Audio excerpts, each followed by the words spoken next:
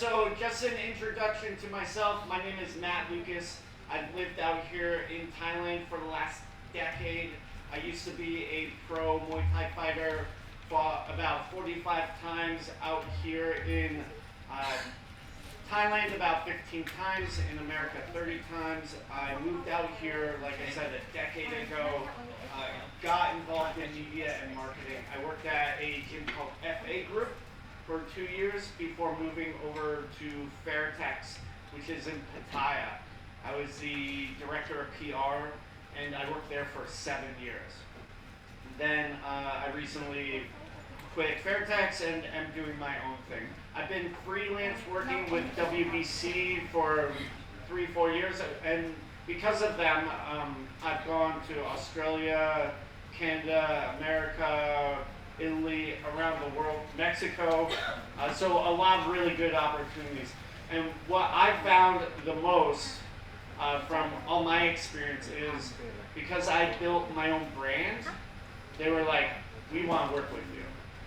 And in my fight career, I did not do that well. I struggled to get fights, I didn't know who to fight, I didn't have any sponsors, I was basically bootstrapping my fight career all the time. But when I switched and sort of intentionally started marketing myself, yes, it took time, but I also built a real sustainable career. You know, Brett would definitely attest to this. I've known him since I moved to Thailand, and he's been able to see me grow. So, with that done, let's talk about what we'll be doing. The main purpose of today is to do a lot of learning. In my experience, you need to learn a few things a lot of times. Lots of repetition. You know, when I started boxing, I was not very good at my right hand. I'm still not great at it, but I practiced it enough. Okay, I can land it now. It's the same thing for any type of activity. So you want to learn something, you have to repeat it. You have to have it repeated to you. All of our speakers will be speaking for about 15 to 20 minutes each. The other big thing is we will have a tour as part of the seminar workshop. So our good friend Vaughn, who is helping out with everything. Vaughn, give him a round of applause. Yay! So he is been kind enough to open his factory up for us to tour on Friday morning. I've gotten a chance to tour the factory. It was really awesome. You get to see how things are actually made. You see guys stuffing gloves, sewing shorts, you know, making actual pads and equipment. Most of the time, most people in the industry do not get to see the process of doing this and how labor intensive it is. And luckily for us, Bong has opened it up for us. So that is happening on Friday. We're meeting at 9:30 at the Arwut booth here in the hotel lobby on the M floor. So where all the booths are. Branding is the intentional pairing of people, products, stories to create a difference. A lot of people do it unintentionally. Like Ben, for instance, probably took a photo of famous fighters this afternoon or during this time. I definitely remember Matt Van Valkenburg, this nice gentleman in the Boone hat. He took photos with Roberto Duran, with Yusuf Bunahem, with Usyk. So he is associating himself with these people. He's intentionally doing that to sort of gain some of the same aura, so the same characteristics. He's like, I am like this, so I want to be associated with this person. And when you do that a lot, you build a brand. It's, you know, a lot of times I think of it simply as like, this person does this and not that. You know, I am friends with Patrick, not with Nakia. No, she's way over there. We're the people over here. She's the people over there. And so these people over here are going to be like, yeah, this side of the room. Those people over there are going to be like, we don't like those people. Okay? That makes sense? So when we think about it, you know, a lot of the WBC brand is built around the same thing. They're creating stories and associating things that they want to. So for instance, the WBC Youth Cares program, they want to be seen as a brand that cares. So they care about people.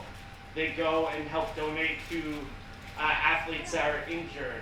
You know, the young gentleman that saved his sister from the bulldog, I believe his name is Brandon Walker. You know, these things show that there's real people and there's people that care behind it. One, because they actually care, and two, they want to be associated as a brand as caring. So when you're intentionally doing that, when you're intentionally pairing yourself with products, people, ideas, or stories, you are branding yourself. And the good thing about branding is it's a shortcut. You know, we have a lot of options in this room for people to talk to, okay? But, hey, oh, I'm WBC. Mark, you have a WBC jacket on, okay? I have a business offer. Oh, it's very easy for me to start talking to Mark because I see he has a WBC jacket on. Oh, Brett, you have tattoos. I have tattoos. It's a lot easier for me to start talking to him versus I don't see any visible tattoos, you know? Oh, you're very tattooed. You're just hiding it. Branding is like a shortcut for us to sort of understand where people lie. And we can sell our products or ideas or create a difference of some sort very fast if we're able to see, oh, okay, he likes Fred Perry. I like Fred Perry. We have a shared cultural bond. That's going to make business a lot easier. We can look at examples of brands. You know, a fight card is a very, very good example. Another way of thinking of it is as a bouquet of flowers.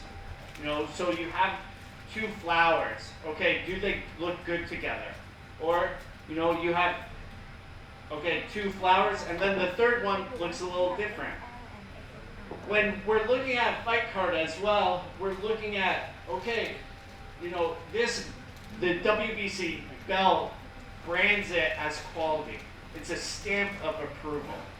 You know, we make the names big because these people are known. So it makes it so much more easier for a layperson that doesn't really know that much about Muay Thai. You know, you can see, oh, okay, well, I don't know these people that well, but I see the WBC brand on there, so I know it's going to be a good quality fight. You know, okay, I see a collection of different types of people on this fight card. Okay, I know it's going to be a diverse card. Oh, I see, you know, my favorite fighter, Mike Tyson, on there. You know, the other thing is when we look at brands, we also see, as I sort of mentioned before, there's differences and it pops out. So when we look at, okay, these two are the same, this is very different, it makes it, we're able to see, oh, there's something wrong here, or something very different, and that will often draw our attention more. So if we think about, say, a bouquet of flowers, you know, one dead flower in 12 roses, and you give it to your lady, she's gonna be like, what's with this dead rose, bro? And you're gonna be like, I got you 12 beautiful flowers. She's like, you got me one dead one. When we're thinking about brand, we also need to think about, okay, what do we not want to be associated with? Here is our wonderful bouquet of flowers for today. In my experience, we have all the different sort of types of people in the world of combat sports. We have a gym owner, we have a manufacturer, we have media, we have a promoter. We had a fighter, but they had to pull out because they're busy fighting. But let me introduce or give a little bit of a spiel about everyone. So Nakia, who will be first to talk, has been a promoter in Australia in the East Coast, so between Sydney and Brisbane. for the last 5 years. He puts on quarterly shows called the Muay Thai League, including normally a once-a-year all-female show. They have a large social media impact, and she is a former pro fighter herself who lived in America for quite a while before moving back to Australia. So Pepe, this fine young gentleman in the back, has been in the world of boxing for his entire life. He has helped organize 16 of these WBC boxing conventions. That is a lot of work. And if you are familiar at all with the WBC boxing media landscape, you understand how important it is. So Pepe lives and breathes the sport out of Mexico, but because of WBC and the brand and his work, he travels all over the world. I think I last saw him in Italy. I probably see him more internationally than a lot of other people. Bond, of course, our good friend. He got into the sport. He's Thai and lived in Australia for quite some time. So on the west coast of Australia in Perth. And he was a distributor there before moving back to Thailand. The factory is in Samuparakan, so just about 20-30 minutes when there's no traffic. The factory has been around since 2010, correct? 2020. And he works with Max McVicker, who, if you remember, is fighting Capitan tonight in just a few hours for the WBC Diamond Belt. And of course, we have my good friend over here, Patrick Rivera, who has 3 gyms currently and started a 4th one in Phuket, Thailand. His 3 gyms in Eastern California, in the Sacramento, Stockton area, all have 200-300 members per location. He is the chairman for the WBC Muay Thai USA and has done a lot. So one of the things that he has done has been business meetings and initiatives that have grown people's gyms individually in the States. He's mentored Rich De Los Reyes back here over the last 4 or 5 years, and now Rich is on his 3rd gym. I will turn things over to Nakia, who will talk for about 15-20 minutes. Then we'll go through the order. Bond and Patrick will do a Q&A and then some closing remarks. So, without further ado, I turn it over to Miss Nakia Wright. Yay! Yes, as you guys heard, my name is Nakia. I am here to talk to you about marketing and branding from a promotion perspective. As Matt introduced, I am the promoter of Muay Thai League, or MTL as we more call it these days. We started in 2021 and we quickly became one of Australia's fastest growing and leading promotions. And that's definitely largely due to our marketing and media focus. Quickly though, a little bit of history about me. I found Muay Thai when I was actually in the USA for 3 years. And I was 23 years old. I trained at Double Dose in California under Brian Dobler and started fighting under him. And then when I moved back to Australia, eventually I opened Double Dose Australia, carrying on Brian's lovely name, and did that with my husband in 2017. We founded Muay Thai League in 2021. Initially it was just because there was a gap in the market and our fighters needed fights. I was pretty tired of putting them on other promotions and not being able to keep them active. So it didn't start with a big plan except for to get our guys fights, and then it kind of rolled into its own beast from there. Today, we've done 16 MTLs, professional ones, and countless other junior and amateur events, and crowned 31 WBC champions in that time, and our gym has 600 pure Muay Thai members. My proudest part of all of that is the pure Muay Thai. No strength and conditioning, no boxing, no jiu-jitsu, just Muay Thai. My main focus for Double Dose and MTL from day one has always been bring Muay Thai to as many people as possible, so that it can change people's lives just like it has mine. And I'm sure many of you Muay Thai people can relate. You know, we start out, it absolutely changes our lives, and then we want to share it and you know, bring as many other people into the sport as possible. So today I'm going to share with you 7 pillars of building a successful promotion. I believe that one mistake that a lot of promoters make is they treat it like a seasonal thing. It's an event, it's a fight show, and it's very individual. One thing that we did differently with MTL very early on is it was an all year round thing. So I really believe that it needs to behave like a cultural movement rather than just a fight show or an event. The first pillar is your values and your purpose. I am so shocked when I hear how many businesses, brands, whether it's promotion, gym, anything, do not know what their values, their mission and their purpose is. And to me, the best analogy is like, it's trying to get ready to train for a fight and you never worked out whether you're Southpaw or Orthodox. It just doesn't make sense. You know, if you haven't done this, if you're going to listen to anything I say today, it's go and figure out what that is for you, because every decision you make for going forward as a business owner, promoter, fighter, even anything that you do, will come back to what your values are. And it's just the absolute foundation for every decision you make.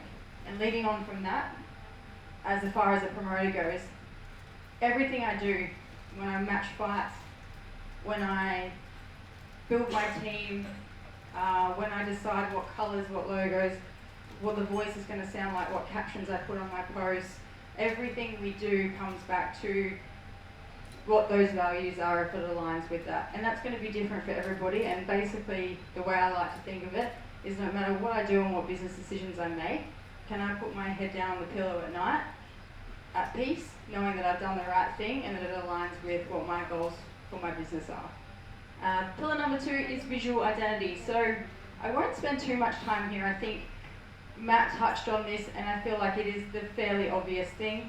It's obviously important when you're building a brand, specifically a promotion, to establish a strong visual presence, and this is things like your logo, your colours, your posters. We invested very early on picking really good graphic designers for our posters, and to this day it's still one of the leading pieces of feedback that we get is that our posters and the fighters in particular really love that too, because it helps their brand as well and their marketing. You know, coming from learning Muay Thai in America, I don't believe anybody does sports culture better than the Americans.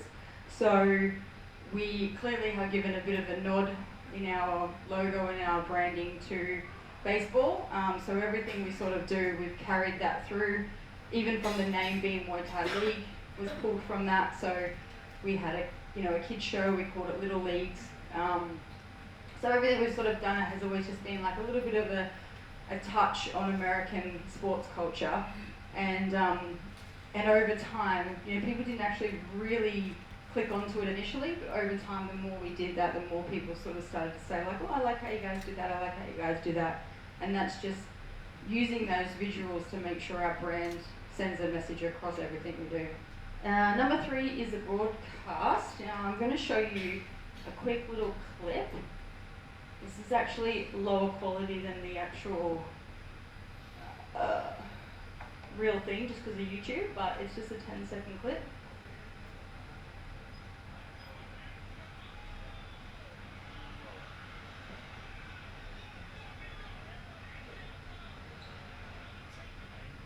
That fight was 2024's Australian Muay Thai Fight of the Year. Albert, who you saw on that clip, fighting Rodlek there, his following went from about 5,000 followers to about 30 pretty much in a week. Now, do I believe that had we not invested in good quality broadcasts, it would have had that impact? Absolutely not. I have seen Rodlek fight in Australia a few times One of them being a particularly also really exciting fight. Different platform, low quality broadcast, bad lighting, got no traction. Alright, so MTL1 and MTL2, like I said earlier, I didn't know what I was doing with the brand. I didn't invest in good quality broadcasts. To this day, pulled all the videos down from YouTube, can't use it. Can't use the content anywhere, don't want my brand associated with that level of quality. So I made the decision at MTL3 onwards to really invest in good live streaming, good graphics, good lighting, good walkout, and it doesn't just pay me back in the sense of the pay-per-view's enjoyable and people come back to watch the pay-per-view over and over again, but it pays me back in the sense of everything that goes on YouTube, everything that goes on our social media, everything that the fighters share, then passes that quality across the board. So while I see promoters make a short-term decision to save some money on the broadcast and maybe do less lighting or less this, less that, what they don't realise is the longevity that they're losing is not being able to use that content for the foreseeable future. So everything I decide about that broadcast now, initially it was at a financial loss, so it would cost me a few $1,000s extra to what I'd make back on the pay-per-view. It took about 2-3 cards, and then now that's profitable. Okay, so making that decision, I'm really glad that I did. And to this day, we still, when we do our next female card, we'll go back to the first one, MTL3, and we'll pull clips and we'll be using that in our marketing. So it's still usable now, years later. Number 4 is the fighters. So these days, as soon as you open your social media, unfortunately, as we all experience, we're being sold something. How many of you have you're talking to your friend about a Toyota, you open your phone, open your social media, you're being sold a Toyota. The downside of that for us with businesses and brands is that our pages and our business pages are less trustworthy now.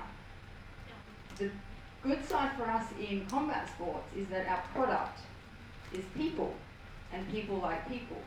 Okay, so in social media world, the fighters are the product, and if you're clever about that and you leverage those people, then you can push your business or push your promotion through pushing the fighters' personalities. So I did a little experiment in Australia about 2 years ago, and I built my own Aussie version of Rod Tang and Stan. Okay, in Australia we call them Spainy and Lucille. And with their help, we pushed the narrative on them, told their stories, did a lot of media with them. I obviously had them fighting on my card. And really made a bit of a point and a scene of making these guys sort of the faces of MTL for a period of time.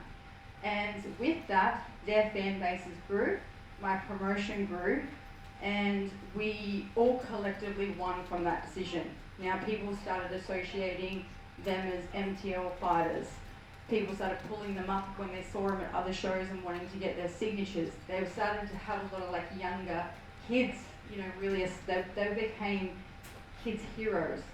And a lot of that was just because we decided to keep pushing their stories. It wasn't about the fight clips, it wasn't about the actual fights. It was about the more we put the content out of them, just being who they are, talking to the camera, telling their stories about how they grew up, all those kinds of things. That's what people draw to. We want to be inspired, we want to relate to people. So we have the best products at all as both brands, and that's heroes. And I think it's our job as promoters to build those heroes within our local scene. The other thing I will mention about fighters, which I think is super important and shouldn't go unnoticed, is just like in a gym, you have your word of mouth referral from your customers. Your fighters for promotions are your word of mouth. So how you treat them is the utmost important value. Now, I've had a lot of international fighters from all around the world fight on my show. Many of them reside in Thailand, and it's gotten back to me time and time again that the word that's going around in the local Thailand scene is that if you want to fight in Australia, to try to get on MTL, particularly if you're female. Now, that's not because they come on the show and they win. A lot of them actually have come and been knocked out or lost their fights or lost championship fights. It's because no matter what happens, win, lose or draw, the hospitality is good, the communication's good, I'm going to market them, and they're going to feel well looked after. That is the number one thing. It comes back to me through the messages that I get from, such and such told me to reach out to you. They said that the best experience they ever had was coming on your show. They felt so looked after, they felt so cared about. It's just keeping clear communication. The biggest takeaway, run a smooth weigh-in. Fighters hate weigh-in days, and when you run a really quick, smooth, fast weigh-in and make them feel really important and get them in and out on the scales and out of there, they're very, very happy people. And just looking after them. So I think no matter what you do for views or social media, will never overshadow how you treat them behind the scenes. So fighter care is so essential as far as being part of your brand. Number 5, fan experience. So creating fans that you want to come back time and time again. This comes back to what's important to you. And you've got to put yourself in the fans' shoes and figure out what it is that they want. For me, I'm actually looking at, I'm not trying to keep my best mate entertained. I'm not trying to keep the die-hard Muay Thai fan that I know loves every single Muay Thai fight no matter what entertained. I want to keep the 15-year-old teenage boy so engaged that he stays till the end of the show and then he goes home and wants to watch it all on TikTok over again. So for me, we made decisions like really fast-paced matchups. I do a maximum 4.5-hour show. There's 2 minutes between the winner getting announced and the next fight. In that 2 minutes, music's loud, we have a mascot, we have ring card girls throwing out merchandise. It's stuff going on everywhere, but no one's ever not entertained. So we have trading cards that we make. The kids all collect them, they run around the venue trying to get them signed after the guys fight. All of these little things we do because the fan experience to me is what keeps people coming back. And over time, we've really been able to benefit from that because we do reports when people come, who they're coming to support, and each show it grows. More and more just say they're coming to support MTL. They're not coming for a particular fighter, they're coming for the show. Number 6, sponsors and partners. The sponsorship revenue can obviously be a lifeblood of a promotion. Just like your fans, you can be chasing one-time sponsors forever, or you can be building relationships that give back time and time again. In order for you to attract and keep sponsors happy, just like your fans, you need to figure out what it is that they want. Now, one of the biggest shifts that we made that's been really beneficial is I customize sponsorship packages based on the needs of that business. I've got one guy who'll never gain a single customer out of coming to the show. He's got big government contracts, advertising means nothing to him, but he's there for the experience. We make sure he feels so valued, he understands how important he is to us, and he gets the absolute gold treatment of experience. He's got the best table in the house, he gets to put the world championship belts on the fighters. All of that's really important to him. I've got another company that's a hydration brand. They want access to the fighters, they want access to athletes. So we gear everything in their sponsorship packages for them. So it's always just putting your mindset in what do the brands want, how can you give them a return on their investment and give them what they need, and not thinking about what suits us. Final one is content. Obviously this is very, very important. Obviously in any business today, content's absolute king. And investing in strategy is the best way to get the rewards. Now, like I said earlier, it's not just about an event. So we don't just invest in our content 8 weeks out from a show, go really hard, the show is over, and then you don't hear from us again. We post 3 times a day, all year round, minimum. When we're leading up to a show, we're posting 5 to 7 times a day, and that's across multiple platforms. We offended people when we first started doing that because it was too much. We just ignored them and kept going, and it worked. Now, the unlock for this is, number 1, you need to post every day, all year round. Number 2, there's no algorithm hack. Don't try to curate specific content because apparently it's going to get more likes.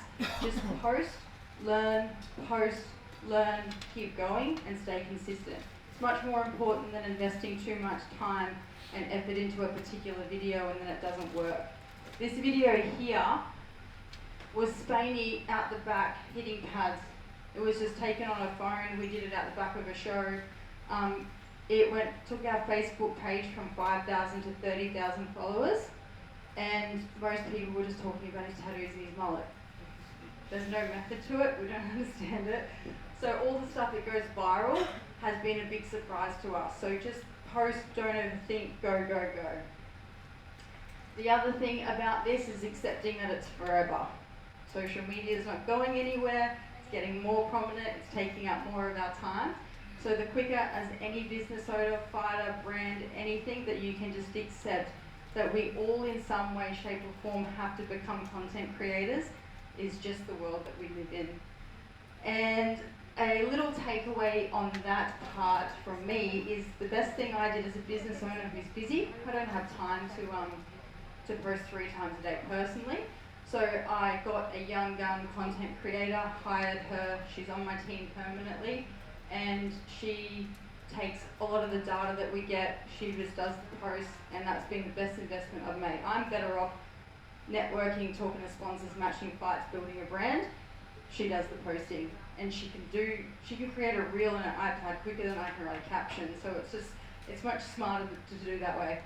And in addition to that, to build data, my very last point, we have created a little content creator ecosystem at our show. I opened the doors to aspiring content creators, and then our reputation built really quickly like this. So when there's some young 20-year-old wants to get into content creation, maybe wants to make a living from it one day, they've got a camera, they want to come ringside, give them a ringside pass in exchange for the content after. And not edited content, we say to them, you can come, you can shoot what you want, you can have access to everything, you can go see the fighters out the back, do what you want. After the show, here's the link to Google Drive, you have to upload your entire SD card. Now that, for my social media girl, she has terabytes and terabytes and terabytes of content we are never going to run out. Okay, so we get free content, they get experience, they're super grateful to us. If they're really good and they come back time and time again, eventually they get paid work with me. If they show that they're really good and they're onto it and they're really keen and they want to give up their time for free, then one day I'm going to need an actual professional ringside videographer for something, or I need a special project, or I need some reels created for a particular fighter, then I pay them to do that. So the word got around with some of the sort of like younger social media kids. They all got wind of that, and now they come to me, can I come ringside, can I come ringside? I limited obviously, but it's kind of just created this nice little ecosystem. Just like one day in the US, Wright and Dobler opened doors to me. I remember to this day being ringside next to very high level professional videographers and photographers shooting Kevin Ross vs Sanchar with a crappy camera, and someone opened the door to me, and now I do that for others, and we all win. I'm done. Thank you. Thank you, Nakia. So definitely a very, very good perspective on branding and marketing, especially from the promoter's point of view. You know, all these different points of view all have like different strong and weak points, and I think what's most important for you all is to see how they overlap. You know, how does the manufacturing point of view overlap with media, with the promoter, with gyms. And so we'll turn it over to Bon from Arwut Fight Gear, located here in Thailand. Again, it's in Samut Prakan, not far away from here. So, does anyone here want to start your own equipment brand by a show of hand?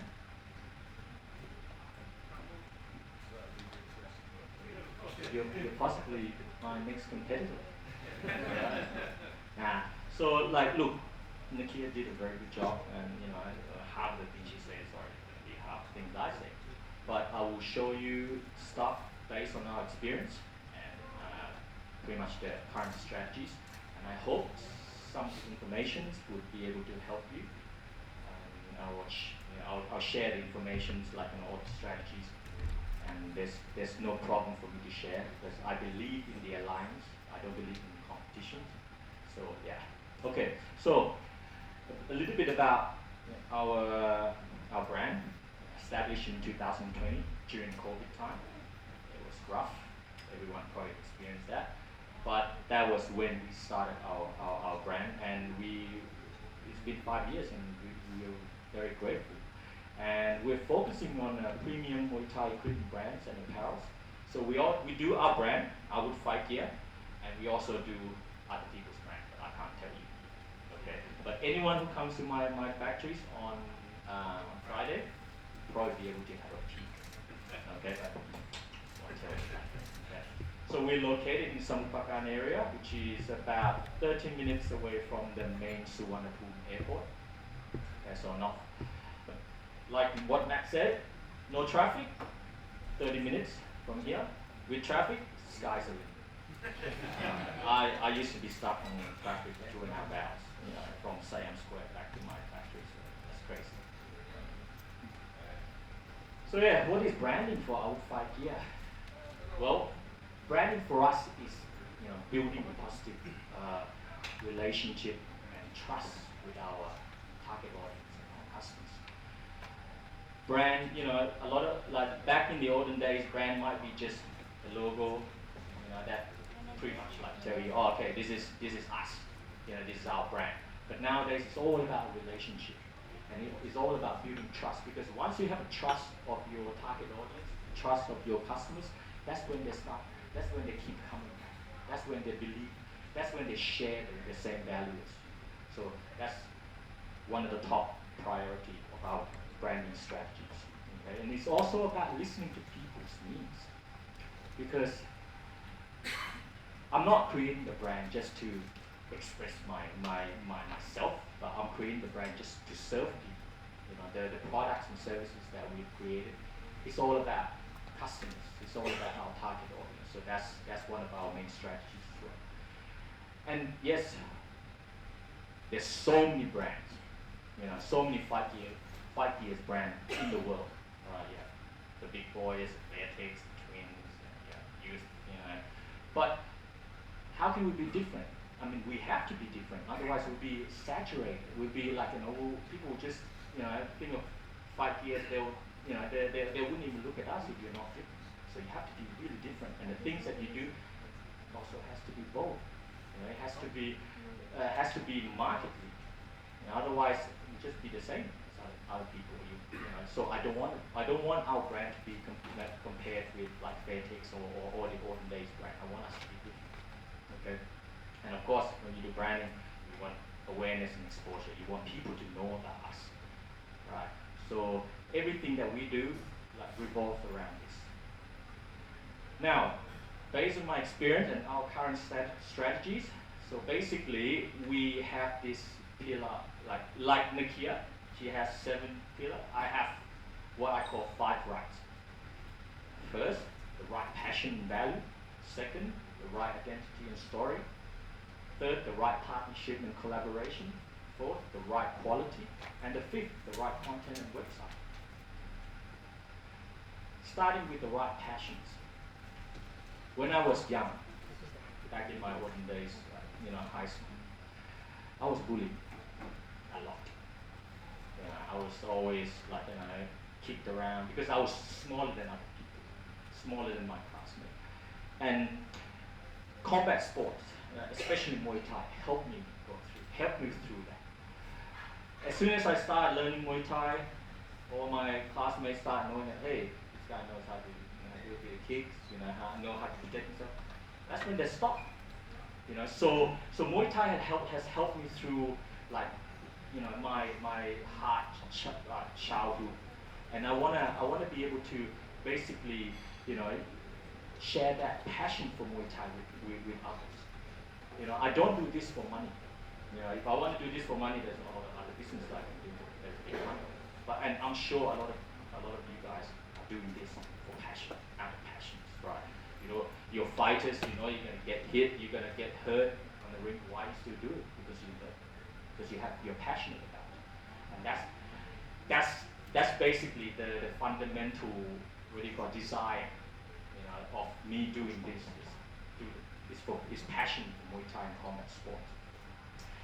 And then once you have the passion, I want to be able to express, you know, the value in Muay Thai, you know, respect, sportsmanship, courage, perseverance, and fighting spirits. These are the characteristics of Muay Thai. My brand is predominantly, you know, focusing on Muay Thai, right? Yes, I do I do other MMA like, you know, equipments. I also do like, you know, other boxing equipments. But my passion is for Muay Thai, and I want to be able to express all this, you know, through my products, the products that I create. So yeah, so basically, this is something that you have to always keep in mind when you basically create a brand. You have to have the right passion. And of course, I'm Thai. I want to be able to promote Thai culture to the world through all the products and services that I created. So yes. The next one is the right identity and story. Of course, I have passions. How am I going to communicate this to the right target audience? So basically, you have to know who you're talking to, all right? I mean, the market is very big, but right now, as I said, I focus on Muay Thai, so I want to create all the communication, all the content, all the messages to the Muay Thai communities. You know, the word Arwut actually means weapon in Thai, and it actually, funny thing is, it took me about 6 months to come up with this name, because before this, I used to have other brands before, and the name is not closely related to Muay Thai, and at the end, I came back, you know, and I sat down and I started thinking, okay, so what can I do to create a name that actually, you know, that specifically communicate to the target audience that this is the Muay Thai brand. Anyone's fought in Thailand before? Yes? And you have a Thai trainers, right? In cornering you, yeah? Basically, while you're fighting, your Thai trainers, like, you know, in the corner, like if you listen to them carefully, they will say, hey, that means they're trying to tell you to push, to strike your weapons. And that word is the word Arwut is really, really closely related to Muay Thai. And that's why I chose that word. Okay. And then, of course, like Nakia said, you have to have, like, you know, the mission. You need to know exactly what you want to do with this brand. So our mission is to create a fight gear that would help everyone become the weapon. Okay? Become the weapon, and of course achieve their goals and dreams in their Muay Thai journey. So yes. Oh, not yet. Sorry. So yeah. So basically everything that we do, all the products that we've created, is for that. We want to be the tools that help you to become the weapon. Okay? And if you have that, you know, that identity, like, you know, as the main direction for your branding, like you have the what do you call it? You never lose track. Okay? Now, this is extremely important. The right partnership and collaboration. I think this is one of the most important part that helps our brand become, you know, or become as popular as it is right now.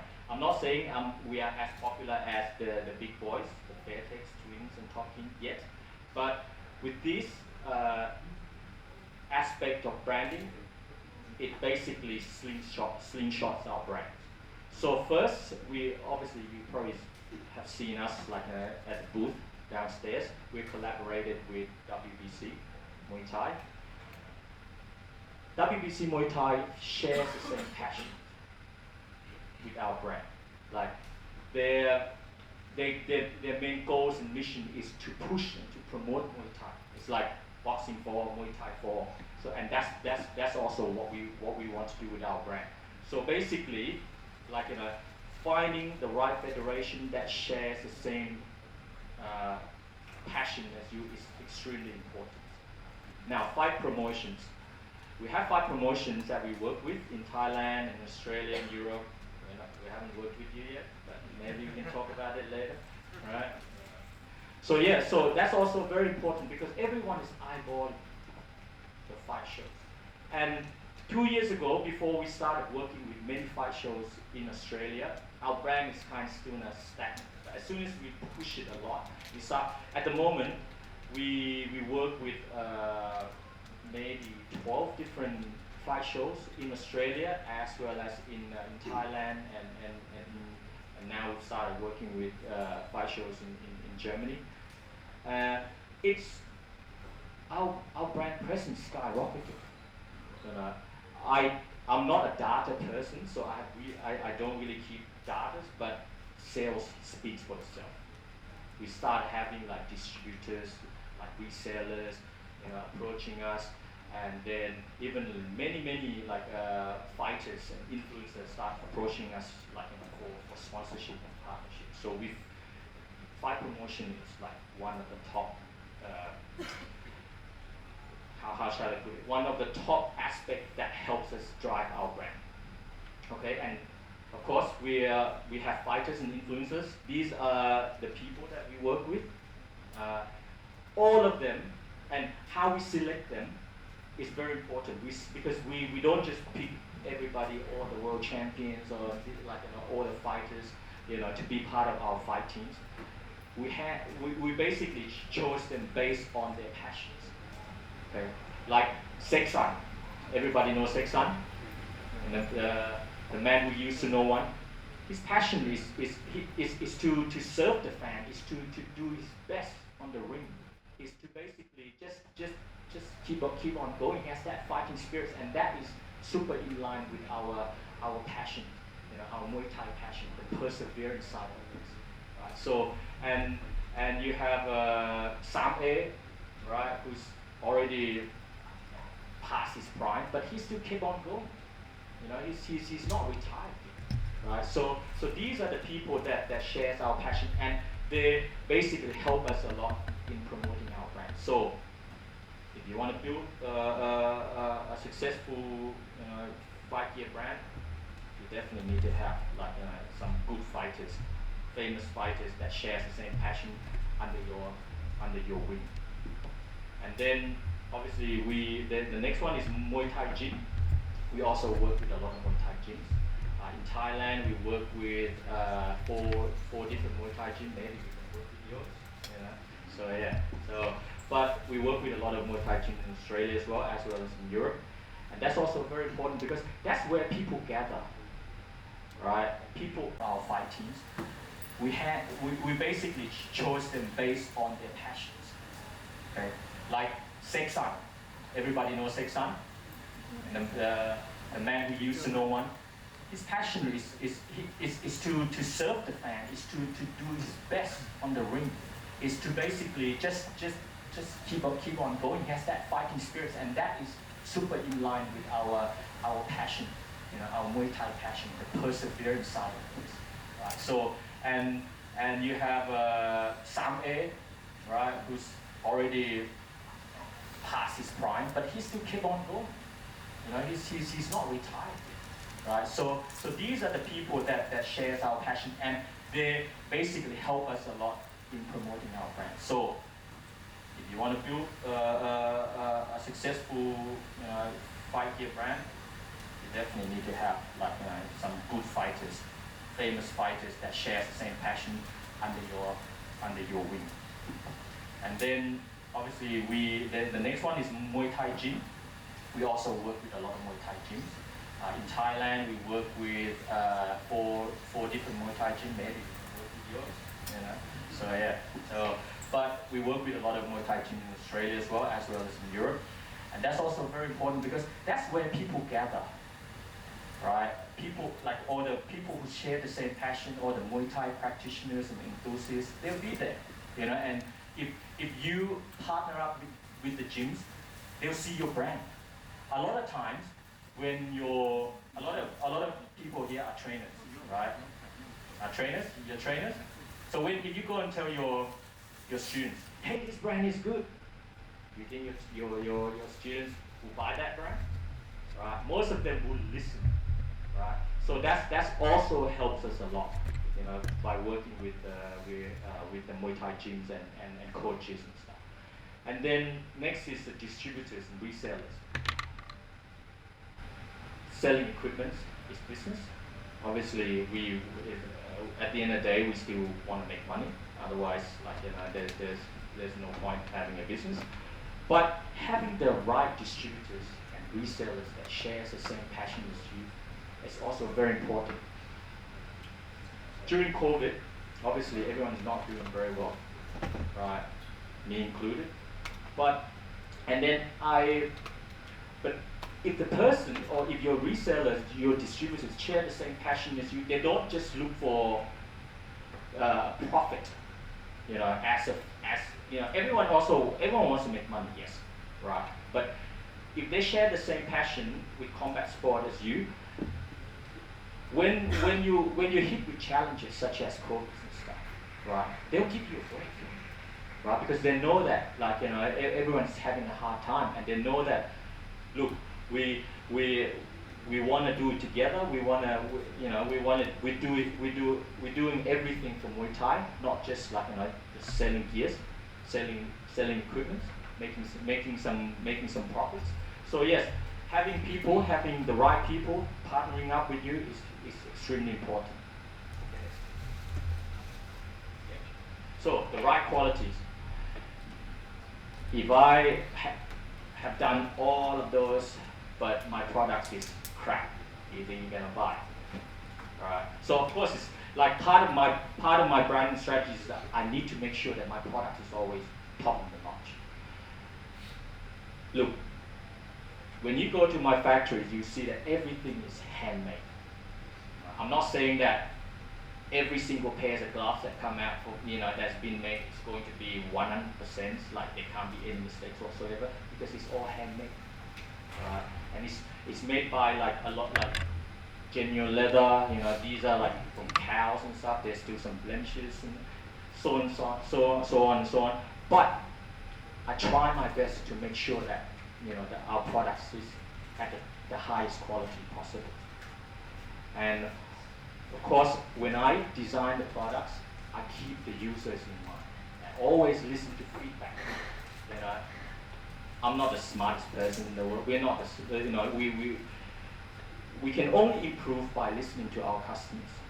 And that's part of our branding strategy as well, because as I said, we want to build a relationship with our customers, and when the customers say, hey, that part is not good, that you gotta fix that part, we listen to them. And we make sure that we try to make changes in order to satisfy our customers. Of course, in this day and age, who can say social media and websites are not important? It is extremely important. So having the right content and the right website is the last part of our branding strategies. Social medias, we're not like back in 30 years ago where if you want people to know about your brand, you will have big banners at the boxing stadiums. You probably have to go have your photos, a photo of your products in the magazine. Who heard of the kickboxing magazine? Who still read that kickboxing magazine? Right? So nowadays, social media, you post something, people know straight away. So it is extremely important. But how do we incorporate this into our branding strategies and our passions? Through obviously, we need to be able to to create the high quality contents and communicate our passion. And like what Nakia did, she has a dedicated person to do this. I also have that. When I first started, I used to be doing all my posts every morning trying to think about contents, having a big headaches. Look, it's worthwhile. It's truly worthwhile that to have someone doing that, because then you have time to do other better things. Okay. So yes, make sure that you look into that and have the right person to do that for you. Okay. Next, please. And website. Our brand is actually focusing more on the B2B side of things. Okay, because we find that having the right, like as I mentioned earlier, distributor and resellers is for us is more important than just doing a retail, B2C transactions. But of course, we do have a website that we actually use as a catalog. That's our strategy. There's no right or wrong here. But we don't spend money on ads. We don't try to get engagement to our website. People who come to our websites, like basically, has reached us probably through social media. But yes, as I said, it's a catalog for us. And the reason why we have it is because nowadays, if you don't have a website, you're not legitimate. All right. So you want to create a brand, make sure that you have a website as well. Social media platform is probably not enough. So, sorry. Make sure that your website is nice and clean, and clear communications, and you have to always think about, user experience. Okay. So, yes. In conclusions, it's still a long way for me, to become a successful brand, and it's a big journey. It's still a learning process for me. So much room for me to grow. Okay, but I believe if we're doing it right, this is what you get. Trust and recognition and brand growth. You get brand loyalty, fan base.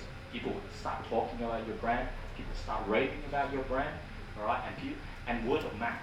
Word of mouth is super important, because if people are happy with your brand, people feel emotionally connected with your brand, and they started using your product. And your product is great. They love the quality. They start telling other people, and they will start buying more and more and more, and that's how the business will grow. And last but not the least, one day I might become a household name and an industry leader. I want to be,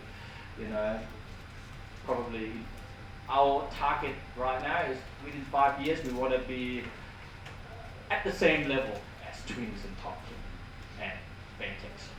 So we see if we can, we hope that by doing this we'll be able to achieve it. Okay, so thank you very much, and you're ready to be recognized. Does anyone know why the belt is green and gold? No one? Okay. So there's three main reasons. First one, when we started thinking about a belt back then, there was this guy from South Africa saying, I like green color. And we're like, no, that's not good enough. That's cool, but that's not good enough, right? We made a deal with Adidas, and at the moment, Adidas being a German brand, they wanted the green color because they wanted to market the away shirt for the German team. I don't know if you remember, but the German shirt used to be green, then it turned black, and blah blah. That's not good enough. We gotta find something else, right? And then we did a little bit of a color psychology about what the color is like. And green is the color of hope, right? So that's why the belt is green. Why hope? Because most fighters come from very humble beginnings. That's the first reason. And because we as the WBC, apart from what was done before us, that was just sanctioning fees and sanctioning the fight. We wanted to do something else. We wanted to change boxing forever, so that it would help the boxer, not the promoters. Obviously, yeah, the promoters, they need to win money. They are promoting the fight. You would know about that. But we want the fighters to be okay. We don't want them to be hurt, right? So, being the color of hope, we said we want a champion of hope. Hence, hope and glory. That's what the WBC belt means. Okay? Anyone, I need volunteers. You know these guys. Yeah. What's number one? Tyson. What's number two? Ali. What's the guy below? Look like Gatti. Anyone? Gatti? No? No. He's not known for being a boxer. He's known for being a footballer. Ah. Diego Maradona. Yeah. So that's how boxing was back then. It was so popular that everybody wanted to have a part of it. Now we're kind of reliving that in a sense where celebrities and influencers want to go into boxing because it's just like Muay Thai. It hits you in the core, right? So these are just some things that we've done. They seem like little changes for boxing, but they've done a whole lot. Just a thumb touch glove. You could detach the retina for the fighter who you were your opponent, and that was a common practice. So we just sewn the is that how you say that? So the thumb to the glove fixed. So that's the little implementations that we've done over time to change boxing. This one is just to brag about the WBC. So this is a Guinness World Record that we have hold. It's the international trophy that's been furthest from her. Yeah, that's that. Then go ahead.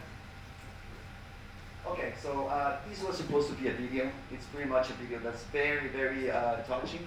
I don't know if any of you know the Muhammad Ali story with this kid who had cancer. Anyone? No? Okay. So pretty much there's this kid. He has cancer, and his father takes him to Muhammad Ali while he's in training camp. And Muhammad Ali says, hey, you know, I'm gonna beat George Foreman. You're gonna beat cancer. And sometime later, the dad calls Muhammad and says, you know what, he's not gonna make it. So can he say goodbye? Okay. So Muhammad Ali goes to see the kid instead, and he says, you know what, I'm gonna beat George Foreman, and you're gonna beat cancer. And he says, no, Muhammad Ali, I'm gonna meet God, and I'm gonna tell him you're my friend. So Muhammad Ali he goes and pulls one of the greatest upsets of all time in sports history. And that's the great part about boxing, how the storytelling is just huge, right? So promoting a sport like you're doing for a brand, the storytelling is key for anything that you do. Obviously, there's advantages to boxing, like the human nature of the sport, which I just kind of explained. The figure of speech, don't throw in the towel. I don't know if it sounds as good in English as it sounds in Spanish, but we say it all the time, no tiras la toalla, which is keep going, you know, don't give up. The fast and its ambassadors. Yeah, right now we're talking about the new guys, and everybody knows Canelo, but you know, we all still know and still talk about Ali, Frazier, and some of the other guys. Duran is here. He's lovable if you meet him. So you know, do that. Celebrity boxing. This is a double-edged sword. Why?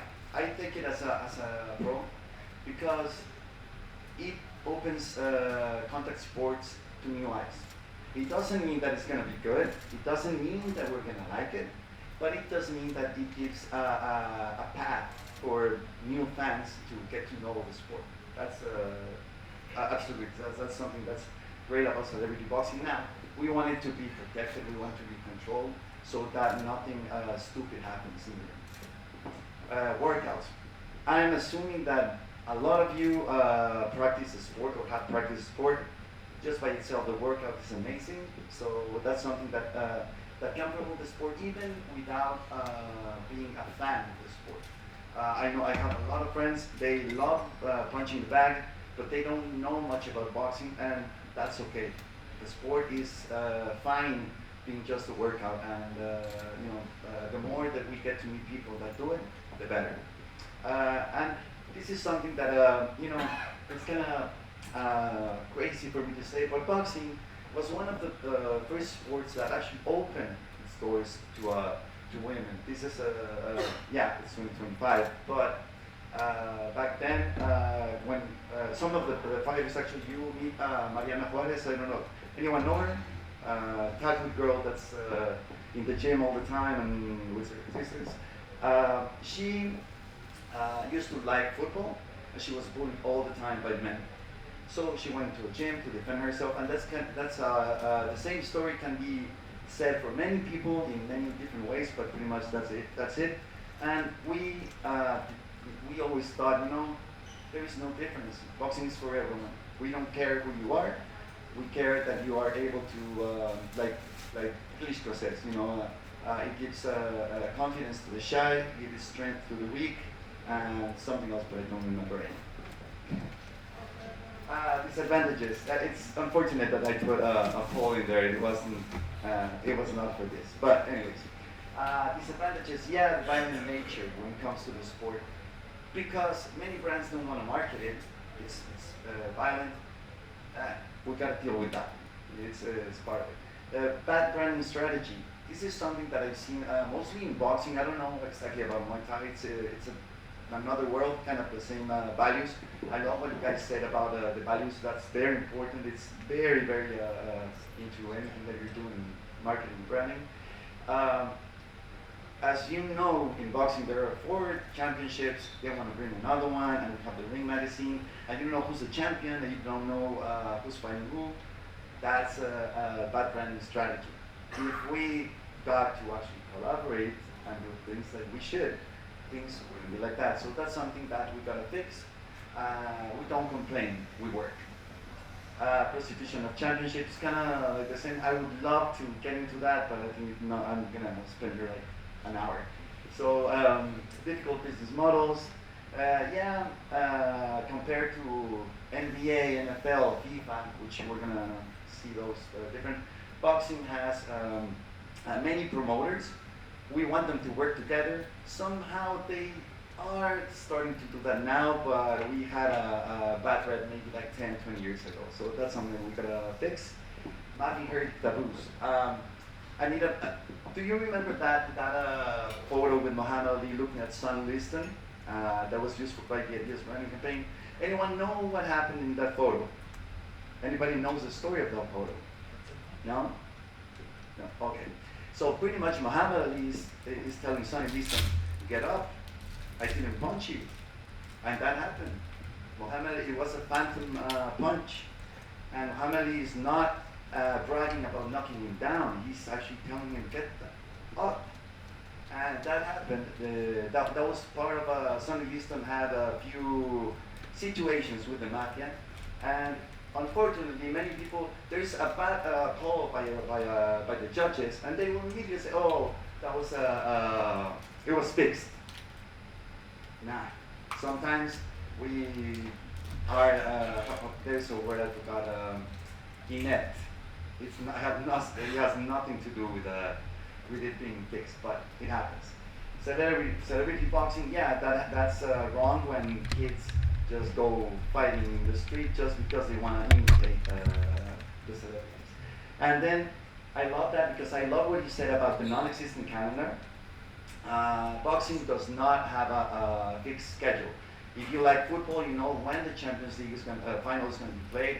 If you like American football, you know that February is usually Super Bowl, and we played for October. It was the campaign for MLB, which is baseball. Boxing does not have that. It all depends on what the promoter has and when and where and whatever. Even though the WBC has been criticized for having too many belts, why do we do this? We understood that at a certain times of the year, say Cinco de Mayo and September 16, which are both Mexican holidays, and it has nothing actually to do with Mexico, but in a little sense. There was a lot of sports tourism to Vegas. because it's a long weekend.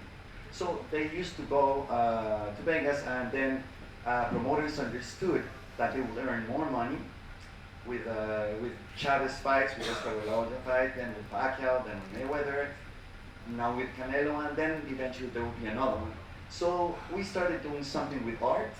We started doing something with those dates, and it worked because even if you're not into the art of the belt, or really different, it has united with different other areas. I don't know how to say it. Art again. Benchmarking. I think this is important, not to compare yourself and not to look down on, but actually, what are they doing better than you? What can you do better? And that's always something that you should have in mind. If someone's doing something good, understand it and learn from it. That's just benchmarking. I almost got to leave.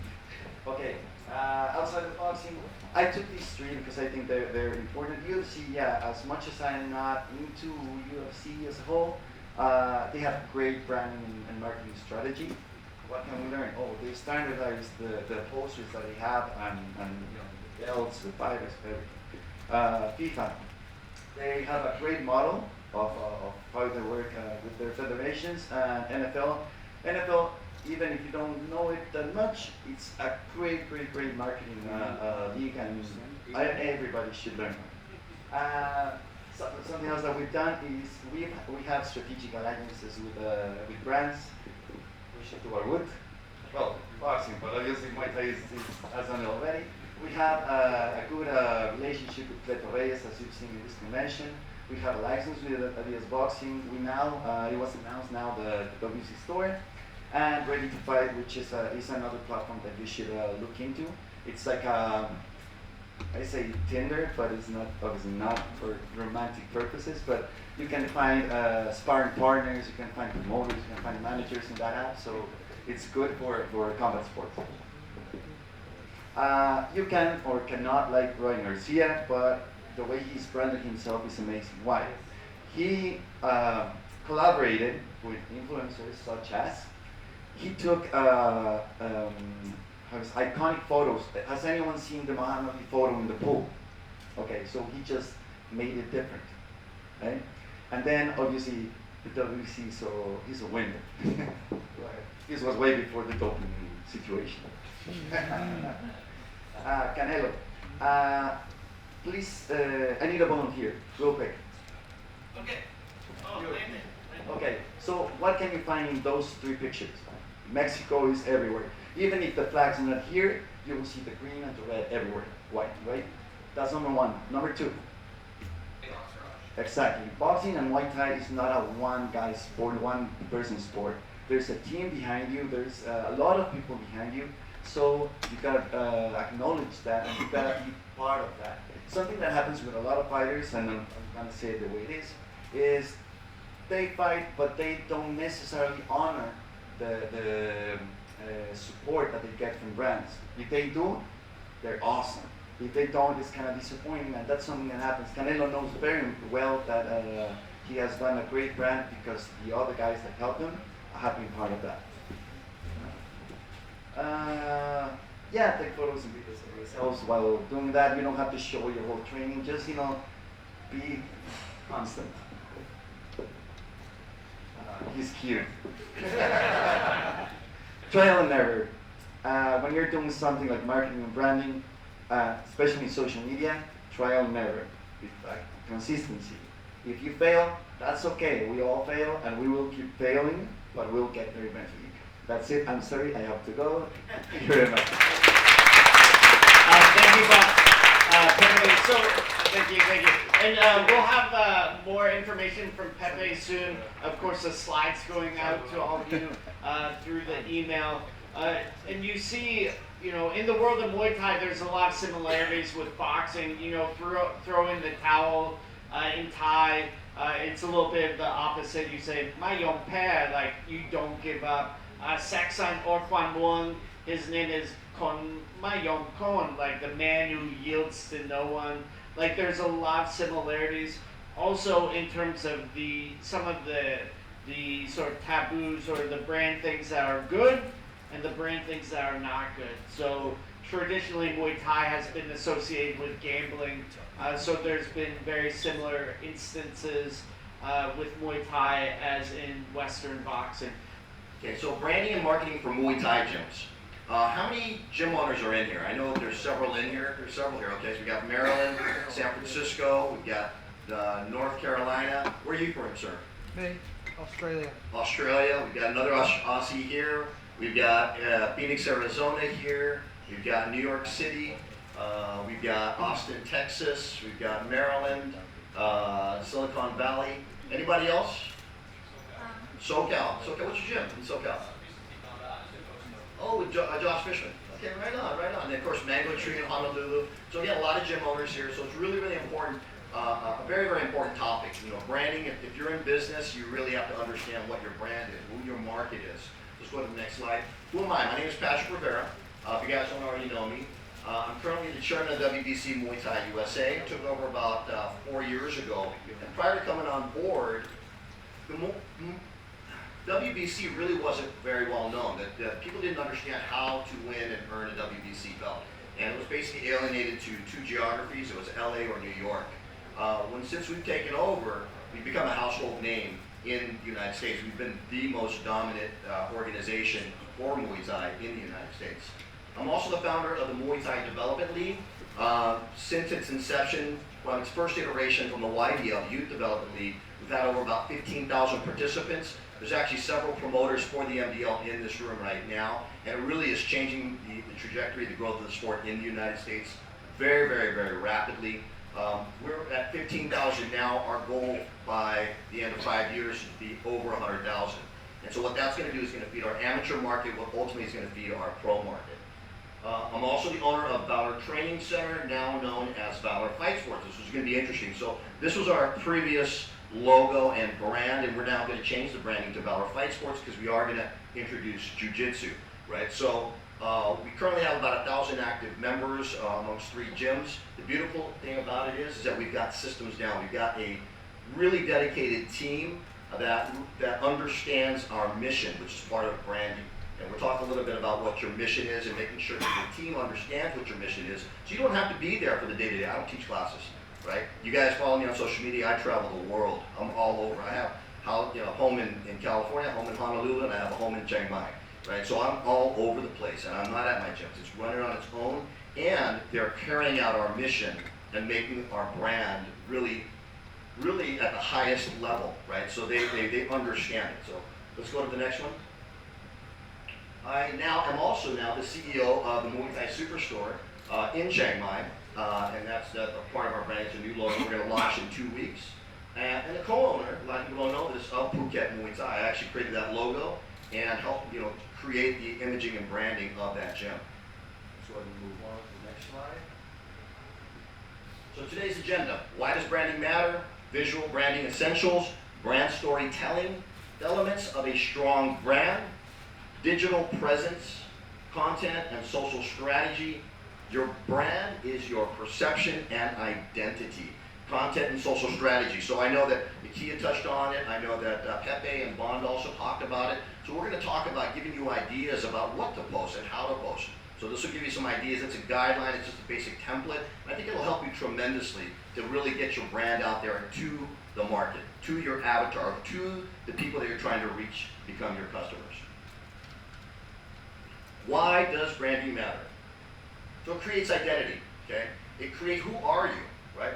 Why should people trust you, okay? Why should people trust you? Why are you credible? Why should they give you their money? Why should they go to you? How do you differentiate yourself from other competitors? As we know, the sport's exploding exponentially, like really taking off lately. So everybody's opening up a gym. And so right now we're at a point with Muay Thai as Jiu-Jitsu was probably about 15 years ago. Right now, Jiu-Jitsu is on every single corner, right? On absolutely every single corner. So again, you have to have your USP, your unique selling proposition, which I'll talk a little bit more about. Your visual branding essentials. So you have to have this consistency throughout. Nakia talked about this, Pepe talked about this, Juan talked about this. There's a certain look You have to choose your logo carefully and be consistent with your typography. How do you want your brand to be represented? So you have to select this very carefully, and your color scheme. Okay, our color scheme has been red and black for years, but now we're actually rebranding. So it's going to be interesting. It's going to be an interesting experiment. I think it's going to work. Since we've rebranded, we've seen probably about a 20% uptick in growth. Right, so it's interesting. I'll talk a little bit about that. But again, consistency across platforms. What is your story? Okay, people want to know about why, your why. You've heard this before, right? It's not the how. The how is the easy part. And again, this is the success that we have at Valor Training Center is the why. Even with our team, we have a lot of committee members here for the WBC Muay Thai USA, which is the largest committee in the world. Right now, we got about 25 people on there because the geography is so large in the United States. So what we do is we make sure that everyone understands what our mission is. It's our why. It's not about money. And yes, money is very important in business, obviously. Muay Thai is a sport, but it's also a business, right? So we have to understand why the market, the people, your followers need to know, why are you doing this? What is motivating you? Okay? It humanizes you. It makes you basically personable. What you want to do on this, you want to highlight real people to make your brand relatable, right? Highlight the normal person. This is what we did. So what we did in Stockton, California, and keep in mind in Stockton, California with Valor Training Center, Stockton has one of the worst crime rates in the United States per capita for the last 30 years, okay? When we first started that gym in Stockton 15 years ago, it was 2011, bottom of the recession, okay? Stockton on Forbes magazine was listed the most miserable city to live in the world. Stockton, Oakland, and San Bernardino are the worst crime rates in California, right? So it's terrible. And so everyone laughed at me. They thought, okay, this is not going to work. But I knew that there was a lot of good people in Stockton that needed some place to be safe, to feel accepted, right? So the brand that we created was one of acceptance, right? Because everyone is fighting. That's what Valor is. It's personal bravery, right? That's our brand, personal bravery. People are fighting. May not be literally, but figuratively. A lot of people have insecurities, and that is 99.9% of the world, right? That is 99% of the world, and that's the market that we're trying to reach. Those are the lives that we're trying to change. And so it's really clear in our branding that we hold very family value. Yes, we fight. Yes, we have a lot of champions coming through our gym, but that's not what we advertise. We advertise that you're going to be accepted, that we specialize in beginners because 99.9% of the market are beginners, right? So again, that's the brand that we've created. Elements of a strong brand. Our mission. So I wrote this 15 years ago. There's a difference between a mission statement and a mission. Okay, so I wrote this, mission statements were all trying to be vogue. I said, no, there's a mission. People have to understand it. Now missions are now in vogue. But I'm going to read it out to you. Our goal is to help you understand how to empower yourself through martial arts. Our aim is to build a community where people learn to respect each other, starting with themselves. Our passion is the satisfaction of seeing how we can help others improve themselves inside and out. And our guarantee is to help you achieve personal greatness and find valor within. Our staff is required to read that every day before they start, okay? Because they have to understand the mission, because they're going to now be part of your brand. They represent your brand. They need to know your why, okay? And if they know your why, the how is easy.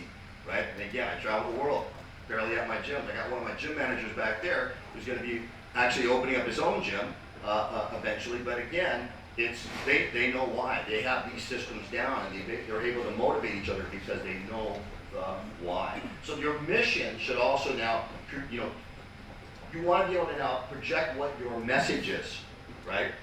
And you should also now display your core values in your missions. People need to understand it. And you can see a little bit of our branding here, and you'll see what type of environment that we've created. Again, it's an environment of acceptance. Elements of a strong brand: visual identity, member experience. Now, hold on one second on this one. Just go ahead and click on that white box there. So, if you Google Valor Training Center, right, just randomly just Google it. Oftentimes what people do, so let's say they Google it, and you'll see the consistency. Now, this is obviously during COVID. This is our Elk Grove branch in Sacramento. This is our Stockton branch. What color schemes are there? Red and black. It's very bright. It's obvious. You see a lot of people. Everyone's happy, having fun. right? It's very family oriented, right? So again, that is the branding that we're trying to create there. We're trying to pull in everybody, right? It's not just the fighters. We're looking to help, the 7-year-olds. We're looking to help.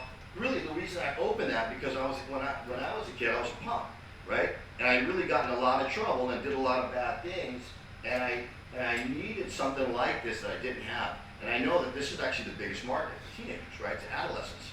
It's very, very difficult. So what we did is we wanted to really target that market, and we really have. And we replicated it in 3 branches, and again, over 1,000 members, and we have now business models now to double that growth within the next 2 years. Go to this. So digital presence, how do you appear online? Okay, people are going to look you up. So people are scared to go into gyms. Would you guys agree? Okay, they're intimidated, right? They're intimidated. They walk in and they see these buff dudes. They see Nakia there. She's got her cats. You see Brett in there. Pop, pop, pop. Right? They're going to go, hey, I'm not going in there. Right? They're intimidated. So they're going to do a lot of research before they walk through your doors. Right? They're going to look in and they're going to just Google Double Dose Australia. Pentagon MMA, right, in Washington, D.C., right, COA, Old Guard in Austin. And what they're going to do is they're going to look at images because they want to be able to familiarize themselves with what they're getting into, right? If they see images of people's heads getting kicked in and smashed, and you're trying to target a mom for a 7-year-old kid, you're not going to get that customer, 100%. So again, you have to be very, very cognizant of who your avatar is. You have to create this avatar. You have to create who you are trying to reach. And then everything else becomes, and why. And then it becomes easy now to create your marketing message. Right? Very, very easy. Content and social strategy. Okay, so this is just a template, it's a guideline, because again, people are wondering, well, 3 times a day, what am I going to post 3 times a day or every day? So this gives your staff some type of idea. Give me some examples. I know I got several gym owners here. Success stories. Who Rich? What could be an example? Like success stories. Like students? yeah. So Nani, Nani, she had years ago she had a miscarriage and gained a lot of weight, and she was really down on herself. And she went through like years of trials and tribulations, fought, trained with us, and now she's a coach. And actually she's heading my Muay Thai branch. So she's a huge success story as far as finding that strength within and maturity and growth and everything. I'm super proud of it. Excellent, excellent. Thank you, Rich. Awesome. Class spotlights. Gym owners. Mark Toulouseau. Class spotlight. Like maybe you'll have a kickboxing fitness class versus a Muay Thai class. Well, we got this demographic. Well, we got fast clips. This demographic, fast clips of the learning of Muay Thai. Excellent, excellent. Thank you, Kumar. Behind the scenes. What can that be? Part of the people getting wrapped up in the back or something. Yeah, exactly. People getting wrapped, their hands wrapped. Again, that's lots of ideas on that. It could be maybe showing your team having a meeting. Having a team meeting that you guys are organizing, or regularly having team meetings that you guys are organized.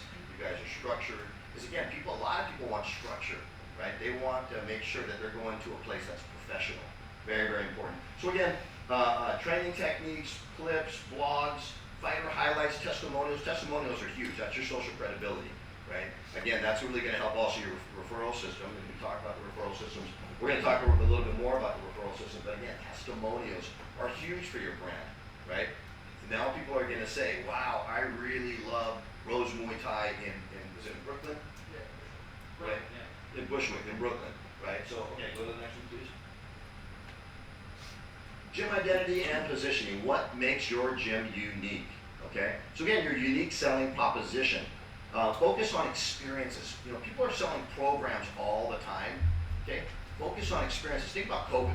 We talked about COVID. I think people mentioned COVID several times here tonight. The speakers have mentioned it. When people were experiencing staying inside the house, what did they want to do? They didn't want. Everybody wanted to get out as soon as as soon as all the quarantines were lifted or what have you, everybody wanted to get out and try new things, right? They sat in their homes for 9 months. Now they're ready to experience something. So provide an experience. When people walk into Valor Training Center, the first thing we do is we disarm them. Swadee Kap, right? Right? We're not Thai, but we say Sawadee Kap because that's the experience that they want to feel. It's like going to a Japanese restaurant. I give this example all the time. You know, I remember when I was 19 years old and I just moved out of Stockton, moved down to LA, and I was living in Laguna Beach. I walked in this really fancy sushi restaurant. This is 1989. Nobody was eating sushi back then, right? So I walked in, it's all very high-end, very rich people, and it's very busy. It's packed, right? And I'm waiting. And as soon as I walk through the door, the Japanese chefs say what? They stop. They're busy. Right? Arashimase! Look around. It disarmed me and it made me feel accepted. Right? That's the experience I wanted. Right? I needed. And I came back there. I spent $150, which is a lot of money in 1989. Right? Nothing these days, but back in 1989 it was a lot of money. So again, the experience. What are they going to experience? Are they going to be banged up, or are they going to have fun? Are they going to be engaged with other people, or are they going to be ignored? Are they going to be accepted? Again, for us, for Valor Training Center, our brand is of acceptance. Okay. Fighters, family friendly, fitness focused, traditional. This goes back to who your avatar is. Who are you trying to attract? Right. This is important because a lot of people do a shotgun approach on everything. And they just think, oh, okay, well, let's get everybody in here. What we wanted to do, and now think about this, in 2010, 2011, Nick and Nate Diaz were really big in the UFC, right? Stockton Bad Boys, right? And they're actually good dudes, but that was the image that was created, right? That they're like these cholos, these gangsters, whatever. And so what we wanted to do is have the opposite effect. Right? We wanted to create an environment that was very friendly and less intimidating. We wanted to do that. There's good people. I mean, we got a lot of Californians in here. Here's Silicon Valley. When you think of Stockton, what do you think? Bang, bang, right? Bang, bang. That's what everyone thinks, right? Very gang-ridden. And so we wanted to take that perception away. We wanted to create a place that was safe, a safe haven, so to speak. That was part of our branding. So your brand is your perception. Now let's go one by one on this one, actually. So, Yokkao gym. What's your perception of that gym? Colorful. Good. What's that? Feminine. Okay. All right. What else? Welcoming. Okay. A lot of bright colors, really funky designs. Right. Okay. Next one. Tiger Muay Thai. What comes to mind with that brand? One-stop shop. One-stop shop. Yep, you got a little bit of MMA here, jiu-jitsu here, you got Muay Thai here, right? They were the first guys to really create that big digital presence in Phuket, right? In Thailand, for the most part, right? They were really, really very active with creating their brand and getting their name out there to social media. And this is obvious. Fairtex. Thoughts on Fairtex? Classic. Yeah. What else? Stable, right? Because it's been around for 40 years, right? What else? Quality. Consistent quality, right? Consistent quality. Okay, let's go to the next one. Sitgyotong. Now again, we're referring to the gyms. Okay, so we're referring to the gyms. Now this is, what do you guys think about when you think of Sitgyotong? Classic. Old school, right? What else? Leg kicks, that's more sit one chai. Yeah, sit one chai. But again, you can associate that Fimur style because of Samat Pyakarun, right? So you think of maybe a classic Fimur, just a more beautiful style, old school. Okay, next one. Superbond. Now one of the newer gyms, right? What do you think? What's your idea of that brand? What's that? Skill? Trainer Day. Yeah, you think about the personalities out there, right? Okay, awesome.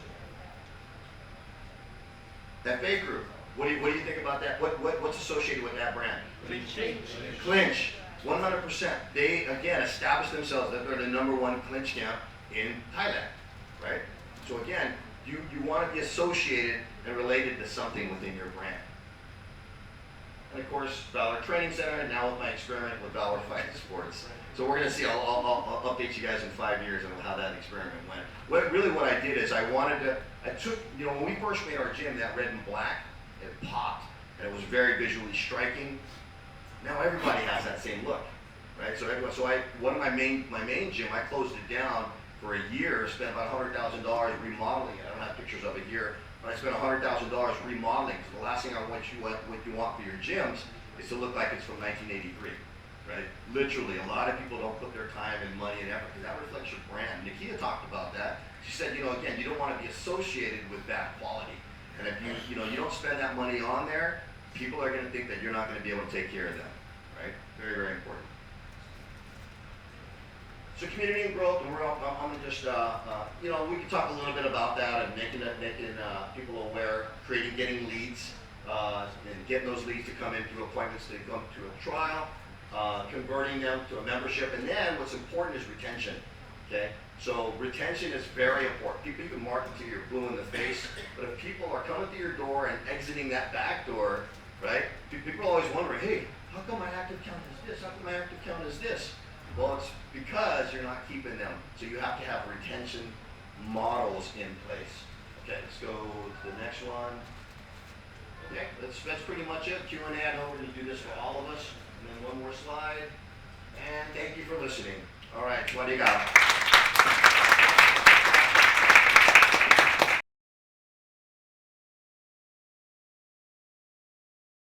This is for Nakia. I wanted to ask, what do you use to live stream your fights? The platform that I put the pay-per-view on is called livecombatsports.com.au. The reason we use that's the most prominent combat sports one for Australia. So he's got a 50,000 plus,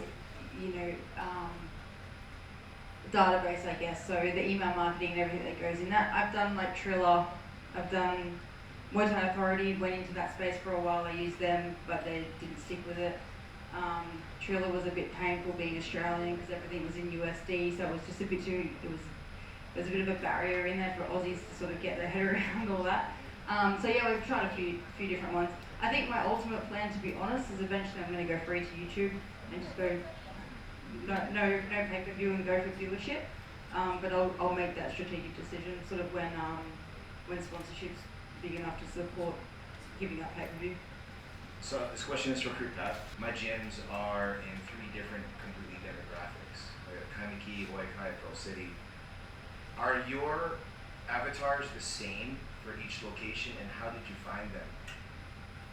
When I say avatar, so it's interesting. So a lot of people say, well, who's your target market? So a lot of, let's say, traditional martial arts schools, they focus on kids, because kids stay longer.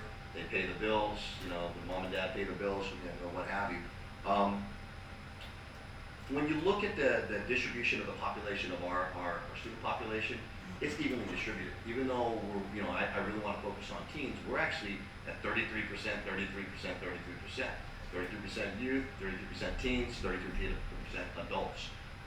Because the avatar that I am looking to market to is people that have some type of insecurity. Like I said, that's 99% of the people, right? And so it's turning on the faucet when I market. When I put on an ad and I write the ad, it's like turning on the faucet of water. We just get tons of leads. So, what you have to do is not look at necessarily. So it's interesting. So I thought that everyone in Stockton wanted to fight. And when we converted the name to Valor Fight Sports in Stockton, we've seen an uptick. Grove, which the demographic is, you're going from a median household income of 75,000, to 150,000, it seemed like maybe the Fight Sports brand might be too intimidating for that particular demographic. Does that make sense? No, for the Elk Grove branch, because it's an affluent community, right? So that might turn them off a little bit. I'm not quite sure. I'm not quite sure if that's, I have to look at the data. data on that eventually, but again, when you take a look at not just the demographic, but take a look at the why. Why are they putting their people into your gym, right? What are they looking to develop? I mean, they want to get in shape, yeah, because maybe they're insecure about dying, you know, or maybe they're insecure. They want to look more buff, whatever it might be, right? So again, it's just really trying to figure out what exactly are you selling, right? Okay. My question was for Matt. Just following on Instagram, you got a lot going on every day. I was curious what a typical day of freelance media would look like. For me, I spend about an hour a day doing media work. So usually around 6 or 7 p.m. For like cutting and editing. And what I do is I batch a lot of my content as well. So for instance, I did about 10 to 15 posts for this workshop in particular. And I just filmed them all in one go at the WBC office. Then I just planned it all out every morning at 7 o'clock. Boom, boom, boom. Okay, done. Okay, a week or two passes. I reuse the content because it's so good, and people need reminding more than anything else. You know, so for instance, Brett the other day, you know, I've known Brett for 10 years, very close friend. He follows my Instagram, he likes me, I think. And he was still like, oh, what time is the workshop? You know, and he's a close friend. So how much engagement and how much reminding does someone that is not so close to you need? And I would say a lot. I think the stats are about 11 touch points for someone to sort of be interested in buying from you.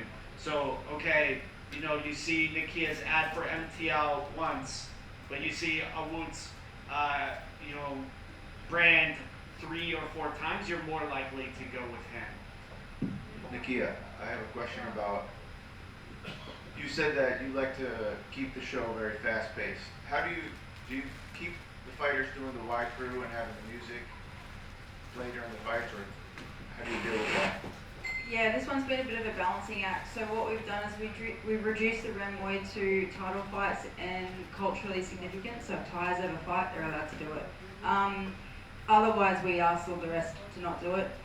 Now, the music, we found a happy medium where we bring the volume of the fight music down enough, fighters can hear it, they still feel it, they can still go with it, but it's not so ear-piercing the crowd wants to like stick a needle in their ears by the end of the night, especially people that don't understand the sport.